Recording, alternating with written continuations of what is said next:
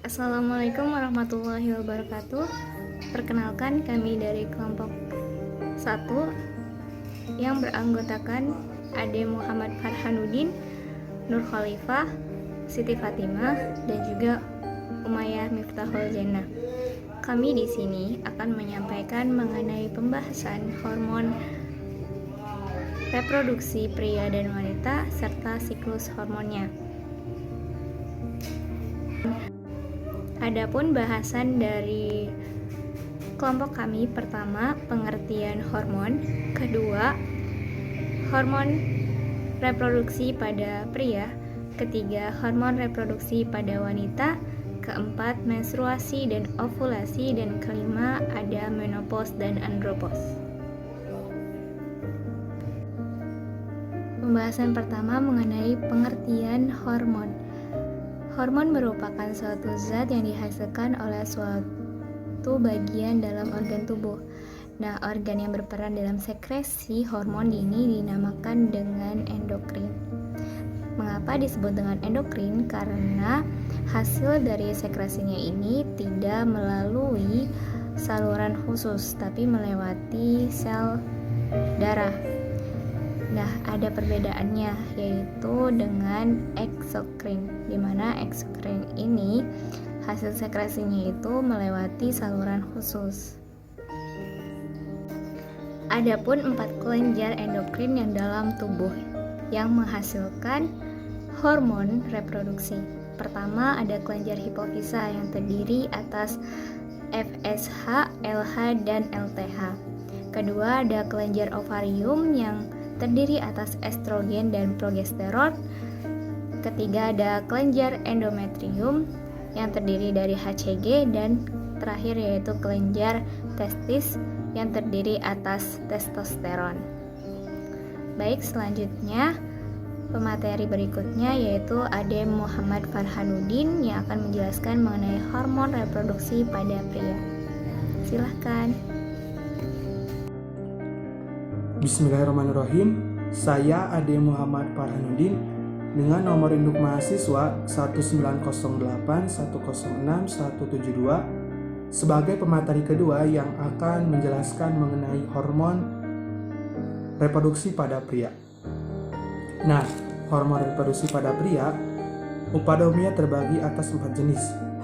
Yang pertama yang dimaksud dengan hormon testosteron. Testosteron disekresi oleh sel-sel Leydig yang terdapat di antara tubulus seminiferus. Hormon ini penting bagi tahapan pembelahan sel-sel germinal untuk membentuk sperma, terutama meiosis untuk membentuk spermatogenesis sekunder. Dihasilkan oleh sel-sel interstial yang terletak antara tubulus seminiferus. Sel ini berjumlah sedikit pada bayi dan anak, tetapi banyak terdapat pada pria dewasa. Artinya, sel-sel interstial ini yang memicu terbentuknya sperma ini karena akibat pengaruh dari hormon testosteron. Pada masa usia bayi, sel-sel yang dihasilkan terbilang sedikit. Namun pada saat dewasa, sel-sel interstial yang dihasilkan itu terbilang banyak, sehingga produksi sperma pun menjadi banyak. Lalu, fungsi hormon testosteron adalah sebagai berikut. Yang pertama, efek desensus atau penempatan pada testis. Hal ini menunjukkan bahwa testosteron merupakan hal yang penting untuk perkembangan seks pria selama kehidupan manusia dan merupakan faktor keturunan. Artinya, testosteron ini berperan penting terhadap pembentukan sel sperma, di mana sel sperma ini menjadi faktor keturunan terhadap seseorang pada manusia, di mana kalau tidak menghasilkan sel sperma ini, manusia tidak bisa meneruskan keturunannya. Artinya, testosteron ini berperan penting terhadap pembentukan sel sperma. Yang kedua, perkembangan seks primer dan sekunder. Sekresi testosteron adalah setelah pada masa pubertas, di mana menyebabkan penis, testis, dan skrotum membesar sampai pada usia 20 tahun, serta mempengaruhi pertumbuhan sifat seksual sekunder pria mulai dari masa pubertas. Artinya, hormon testosteron ini berperan penting terhadap pada pria yang dimulai pada masa dewasa, pada masa pubertas. Artinya pada masa pubertas ini kan keturunannya. Artinya testosteron ini berperan penting terhadap pembentukan sel sperma. Yang kedua, perkembangan seks primer dan sekunder. Sekresi testosteron adalah setelah pada masa pubertas, di mana menyebabkan penis, testis, dan skrotum membesar sampai pada usia 20 tahun, serta mempengaruhi pertumbuhan sifat seksual sekunder pria mulai dari masa pubertas. Artinya, hormon testosteron ini berperan penting terhadap pada pria yang dimulai pada masa dewasa, pada masa pubertas. Artinya pada masa pubertas ini hormon ini memicu terjadinya perubahan pada pria itu sendiri. Misalnya sifat seksual sekunder pada pria, yaitu misalnya pada organ reproduksi pria, misalnya tumbuhnya rambut, terus tumbuhnya rambut pada bagian organ pria maupun pada bagian-bagian tertentu. Hormon ini memicu akan perkembangannya, terutama pada perkembangan seks primer maupun sekunder pada pria itu sendiri.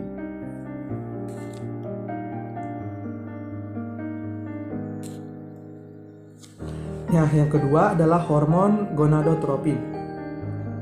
Pada umumnya, hormon ini dihasilkan oleh kelenjar hipofisis anterior yang menghasilkan dua macam hormon, yakni luteinizing hormone atau LH dan follicle stimulating hormone atau FSH.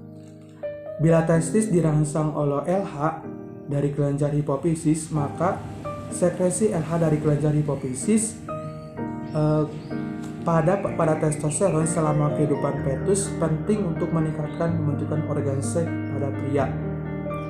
Artinya LH disekresi oleh kelenjar hipofisis anterior. LH berfungsi untuk menstimulus sel-sel Leydig untuk merespon testosteron.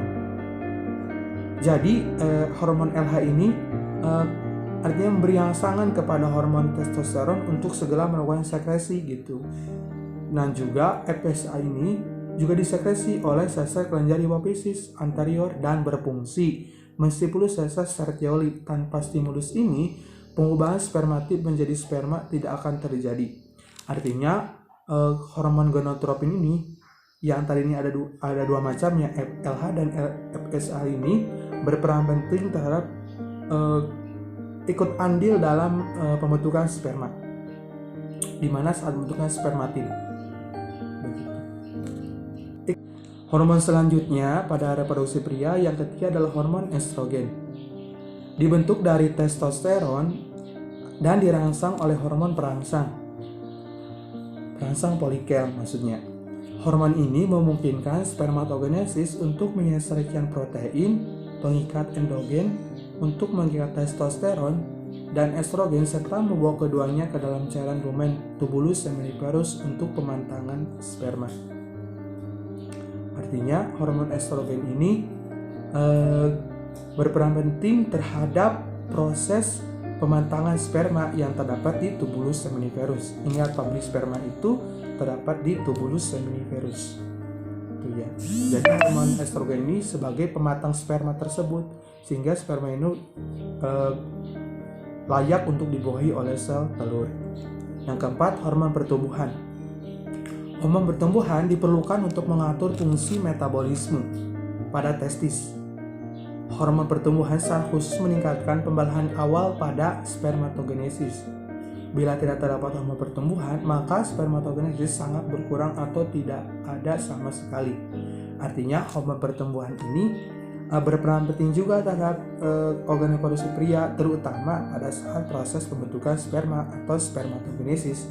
Artinya, jika tidak ada hormon pertumbuhan ini, maka sel sperma yang dihasilkan pun tidak ada sama sekali. Artinya, hormon pertumbuhan ini sebagai nyawa pada sel sperma tersebut, hingga sel sperma tersebut dapat tumbuh dan siap untuk dibuahi oleh sel telur. Saya akan melanjutkan dari materi yang ketiga, yaitu tentang hormon reproduksi.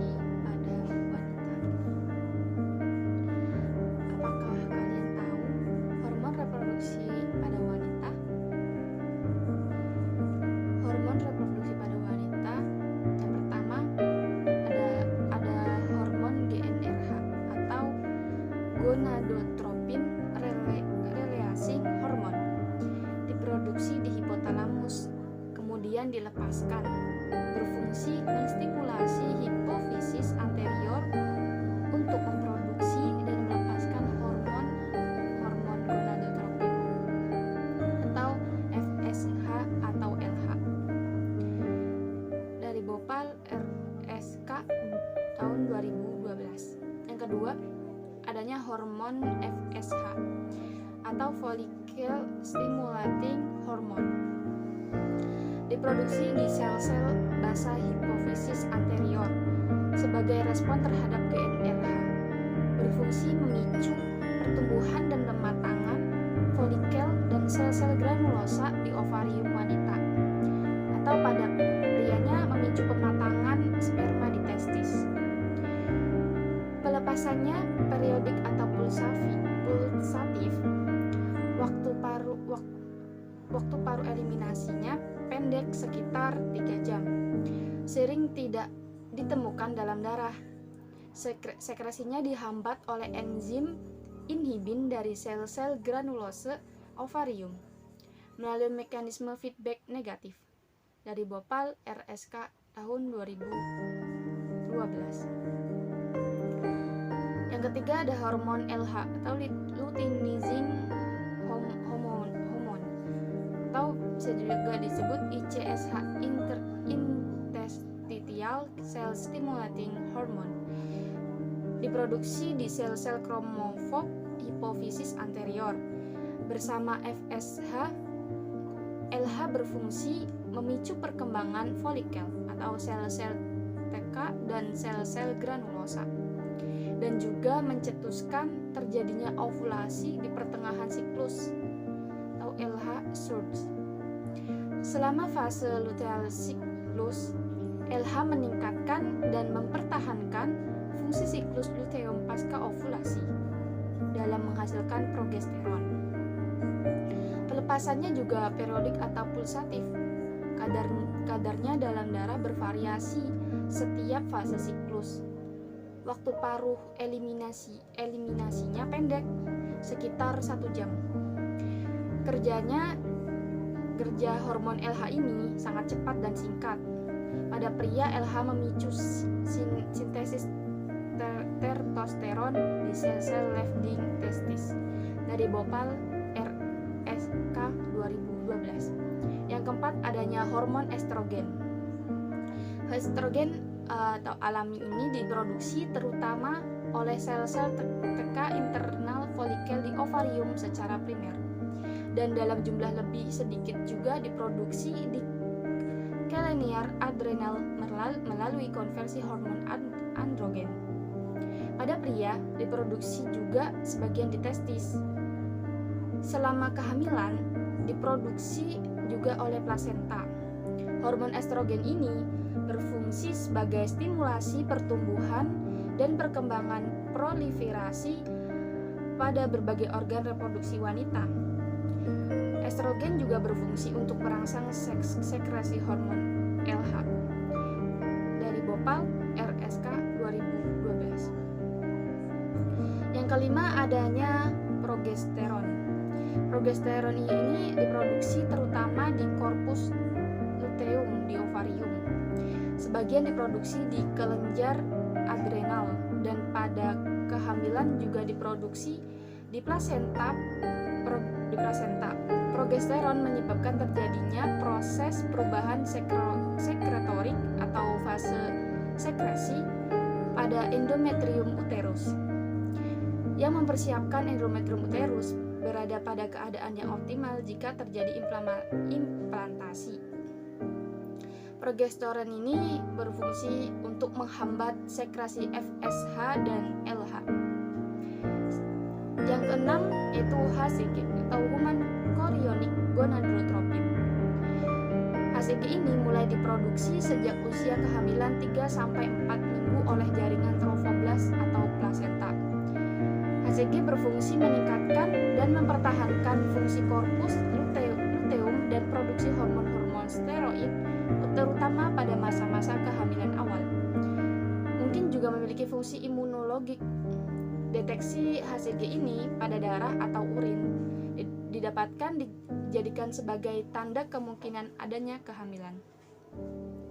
Yang ketujuh yaitu LTH atau lactotropic hormone atau prolaktin.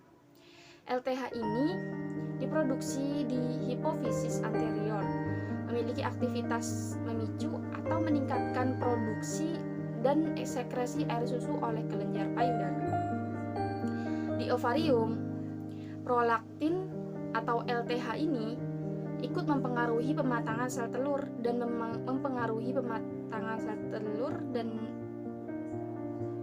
fungsi korpus luteum oleh Bhopal RSK 2012. Demikian dari saya. Untuk materi selanjutnya akan dilanjutkan oleh rekan saya, yaitu Umayyah. Halo teman-teman, saya Umayyah Muftahudiana dengan NIM 1908-10158 selaku materi keempat dengan materi siklus menstruasi dan hubungannya dengan ovulasi. Yang pertama yaitu siklus menstruasi. Siklus menstruasi diregulasikan oleh hormon yang bernama luteinizing hormone atau LH dan follicle stimulating hormone atau FSH yang diproduksi oleh kelenjar hipofisis, mencetuskan ovulasi dan menstimulasi ovarium untuk memproduksi estrogen dan progesteron. Kemudian, estrogen dan progesteron akan menstimulus uterus dan kelenjar payudara agar kompeten untuk memungkinkan terjadinya pembuahan, menurut Sinaga pada tahun 2017. Adapun menstruasi terdiri dari 3 fase. Yang pertama yaitu fase folikular atau sebelum telur dilepaskan, yang kedua adalah fase ovulasi atau pelepasan telur, dan yang ketiga adalah fase luteal atau setelah telur dilepaskan. Menstruasi sangat berhubungan dengan faktor-faktor yang mempengaruhi ovulasi.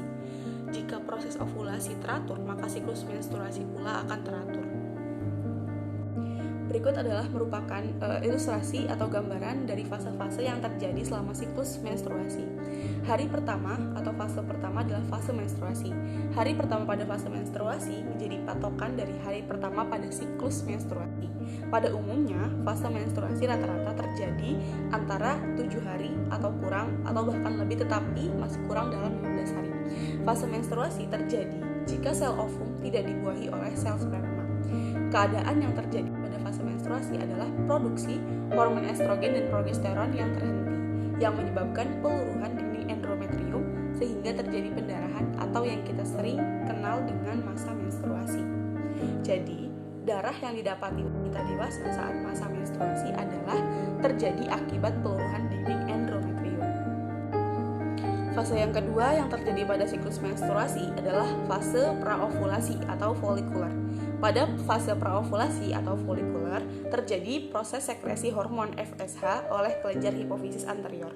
Pada fase ini, produksi FSH mengalami proses kenaikan, di mana peran dari hormon FSH adalah mengubah folikel primer yang terbentuk pada tahapan sebelumnya menjadi folikel sekunder. Folikel sekunder yang terbentuk menyebabkan produksi hormon estrogen dan kemudian akan terjadi penebalan dinding endometrium. Yang ketiga yang terjadi pada siklus menstruasi adalah fase ovulasi. Pada fase ovulasi, hormon estrogen akan mempengaruhi hipofisis anterior untuk melakukan sekresi hormon LH yang berperan untuk memicu ovulasi untuk melepas oosit sekunder. Pada fase ovulasi merupakan tahapan di mana ovum atau sel telur siap dibuahi oleh sperma. Kondisi yang terjadi pada fase ovulasi adalah yang pertama, folikel mencapai kematangan. Yang kedua, sekresi hormon estrogen meningkat. Yang ketiga, sekresi hormon FSH dan LH meningkat. Kemudian yang keempat adalah sel telur keluar dari folikel. Kemudian fase yang terakhir yang terjadi pada siklus menstruasi adalah fase pasca ovulasi atau luteal. Pada fase ini terjadi pembentukan korpus luteum yang akan menghasilkan hormon progesteron. Hormon ini berperan dalam penebalan dinding endometrium sehingga keadaan dinding endometrium akan semakin menebal. Jika terjadi pembuahan, dinding endometrium akan dipertahankan dan semakin menebal pada fase menstruasi tidak terjadi. Jika ovum tidak dibuahi, maka akan terjadi peluruhan dinding endometrium dan akan terjadi proses menstruasi. Selama proses menstruasi, arteri yang memasuk dinding uterus mengerut dan kapilernya melemah. darah mengalir dari pembuluh yang rusak, melepaskan lapisan-lapisan dinding uterus. Pelepasan bagian-bagian dinding uterus tidak semuanya sekaligus, tetapi secara acak. Lendir endometrium dan darah turun dari uterus berupa cairan, menurut Sinaga pada tahun 2017. Adapun materi pembahasan selanjutnya yaitu mengenai menopause dan andropause. Menopause berasal dari kata bahasa Yunani yaitu kata men yang berarti bulan dan kata pausis yang berarti penghentian sementara. Sebenarnya secara linguistik, kata yang lebih tepat adalah menopause yang berarti masa berhentinya menstruasi. Dalam pandangan medis, menopause didefinisikan sebagai masa berhentinya haid untuk selamanya. Menopause merupakan saat terjadinya haid atau menstruasi berakhir, menurut Prawira Harjo pada tahun 2007. Sedangkan menopause juga bisa diartikan masa berhentinya menstruasi untuk selamanya. Biasanya menopause terjadi pada wanita usia 45 tahun sampai 55 tahun. Diagnosis menopause dibuat setelah berhenti menstruasi kurang lebih dari 1 tahun. Menopause dikatakan terjadi apabila selama 12 bulan haid tidak datang lagi, maka ditetapkan sebagai menopause yang sebenarnya. Sebelum menghadapi masa menopause secara ilmiah, seseorang akan dihadapkan pada masa premenopause yang terjadi 3-5 tahun sebelum masa menopause sebenarnya. Pada tahap ini, keluhan klimakterium mulai berkembang. Selanjutnya diikuti pada tahap menopause sampai akhirnya postmenopause, yaitu tahap awal setelah 12 bulan tidak haid. Tahap postmenopause akan dihadapi semua wanita, menopause baik yang alamiah maupun menopause dini karena insiden tertentu. Gabungan premenopause dan postmenopause disebut masa perimenopause. Pada masa inilah terjadi keluhan yang memuncak, menurut Wright 2014. Kemudian selanjutnya, apa sih andropause itu?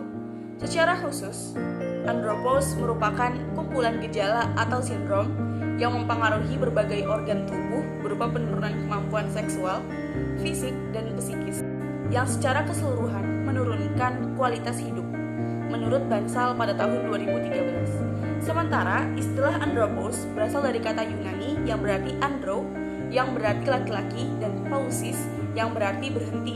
Jadi secara harfiah, andropause adalah berhentinya fungsi fisiologis pada laki-laki. Andropause adalah kondisi yang dialami oleh laki-laki berusia pertengahan atau tengah baya yang mempunyai gejala dan tanda mirip dengan keluhan menopause pada wanita. Meskipun keluhan pada menopause mirip dengan keluhan pada andropause, tetapi hal tersebut tidak menjadikan keluhan dan gejalanya sama pada wanita, menurut Setiawati dan Junowo pada tahun 2006. Sedangkan menurut pada Nicelike, pada wanita menopause ditandai dengan berhentinya produksi sel telur dengan gejala yang khas, yaitu berhentinya siklus menstruasi. Pada pria di atas umur tengah baya, penurunan produksi sel sperma, hormon testosteron, dan hormon lainnya turun secara lambat, menurut Suwondo pada tahun 2007. Bagaimana teman-teman semua, sudah paham kan mengenai hormon reproduksi dari pria dan wanita serta siklus hormonnya? Karena teman-teman semua sudah paham, kami dari kelompok 1 pamit mengundurkan diri. Assalamualaikum warahmatullahi wabarakatuh.